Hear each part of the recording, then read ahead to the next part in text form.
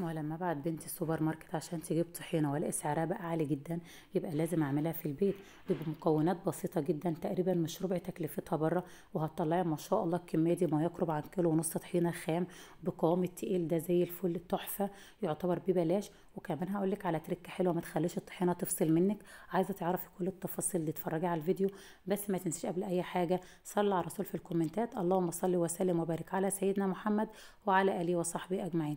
واللي ما تابعنيش يتابعني عشان يوصلوا كل جديد مني. مقادير الطحينه بتاعتنا بسيطه جدا وكلها قد بعضها، يعني كوبايه سمسم، كوبايه دقيق، كوبايه زيت. عاوزه تضاعفي الكميه برضه تبقى قد بعضها، عايزه تعملي نص الكميه براحتك. تمام. المكون ده بقى اختياري مش اجباري، عندك السوداني. بس بصراحه اضافه السوداني للطحينه بيودي الطحينه وطعمها في حته تانية خالص. طاسة على النار، مجرد ما تسخن هتنزلي عندك بكوباية السمسم. ممكن كمان على فكرة كوباية السمسم دي تستخدمي نص كوباية سمسم ني ونص كوباية سمسم محمص، براحتك. الطريقة اللي تعجبك استخدميها، او الحاجة اللي تعجبك اعمليها. بس بصراحة انا عملت طحينة كتير، دي افضل طريقة طحينة انا عملتها. بعد كده هتضيفي نص كوباية سوداني، انا نسيت اقول في المقادير، نص كوباية سوداني يعني كوباية سمسم، كوباية دقيق، كوباية زيت، نص كوباية سوداني اختياري. عايزة تضيفيها ضيفيها، مش عايزة تضيفيها ما تضيفهاش. بس بصراحة بتودي طعم الطحينة في حتة تانية خالص.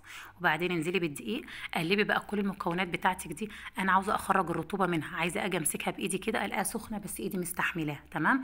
مجرد بقى ما تقلبيها كده حلو وتخرجي الرطوبة اللي فيها كلها، هتسيبيها 5 دقايق لحد ما تبرد.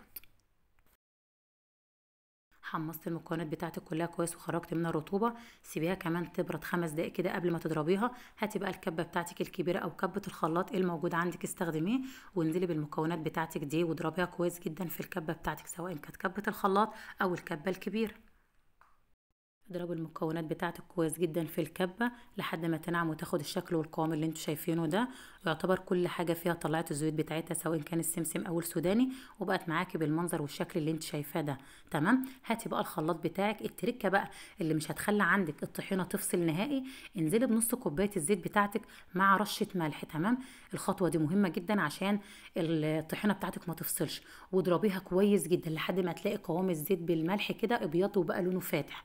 مجرد ما تاخدي اللون ده كده من الزيت، انزلي عندك بقى بالطحينه بتاعتك على مراحل. تمام. يعني احنا الاول ضربنا الزيت مع الملح، انزلي بكميه من الطحينه، وبعد كده انزلي بكميه تانية من الطحينه، وبدلي بقى بين الطحينه والزيت اللي عندك، يعني طحينه وزيت وزيت وطحينه لحد ما تخلصي الكميه اللي عندك كلها. تمام كده.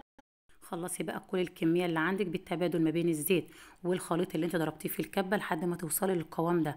ده القوام المظبوط جدا للطحينه، جميل جدا. وكمان هيتقل معاكي كمان لما يبرد، لانه هو طبعا لسه سخن من الضرب، هينزل معاكي بالمنظر والقوام الجميل اللي انت شايفاه ده. كمان مكونات بسيطه جدا، عملنا ما شاء الله كميه كبيره. البرطمان الكبير ده تقريبا كيلو والصغير ده نص، عملناهم بمكونات بسيطه مش مكمله ربع تكلفه بره نهائي.